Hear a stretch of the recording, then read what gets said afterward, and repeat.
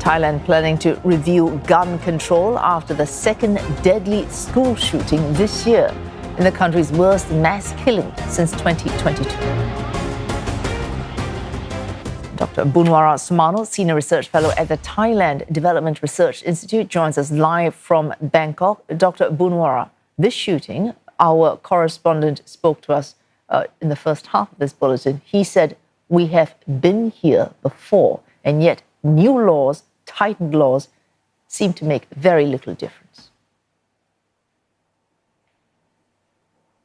Yes, I would say that the current gun control law in Thailand is very strict. There has several permits that people who want to buy a gun, possess and use the gun, and carry a gun has to apply for. So there are certain restrictions in places already. And after the mass shooting, the last one in 2022, there has been kind of a hold on these permits already. And even more kind of random inspection of permits for carrying guns in public places. But I have to say that this gun control law can only control the guns that are in the system that are already registered. The problem is among around 10 million guns in Thailand, 40% of them are unregistered or illegal ones. And unless the government announce additional measures to address the illegal guns, I would say that the situation might not improve that effectively, I would say. All right. So any measures have to look at both legal and illegal. So the guns that are registered, as you say, in the system, and guns that are not registered. So of the around 10.3 million known guns in Thailand, 40% of that are not, in fact, registered. And that, as you yourself said, likely that figure is understated. But in this particular case, and we'll move on from this latest shooting, the gun reports suggest are from the grandfather of the shooter, who was, some reports suggest, possibly a retired civil servant, who have access to guns under a licensed program. So in this instance, it would have been a legally registered gun. Could any measures be in place to ensure that incidents like we are seeing today do not, in fact, happen again? Yes, a quick measure to respond to this case would be to put an expiry date on the license to possess and use gun. Because right now, this license is for life, meaning when you're an active officer who has sound mind and very able body, and then you have this permit to possess and use the gun, you can just keep the gun.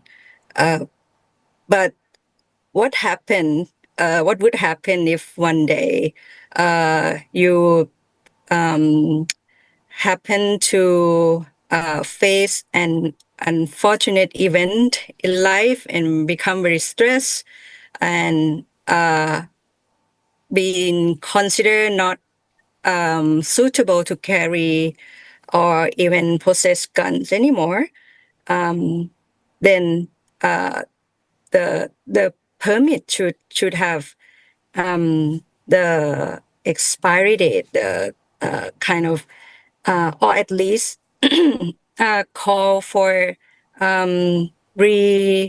assess the ability, the suitability to possess or even use the gun.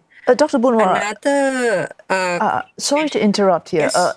This is picking up on that particular point. I think after the shooting in 2023, at that point, Interior Minister Anutin Charnvirakul, who is now Prime Minister, announced longer-term measures, which would include, as you just mentioned, medical certificates assessing the mental health and psychological condition of gun owners. So that is, in fact, in place. Has that not been implemented or implemented in a way that is less than effective? It has been implemented, but as I said, this license is for life.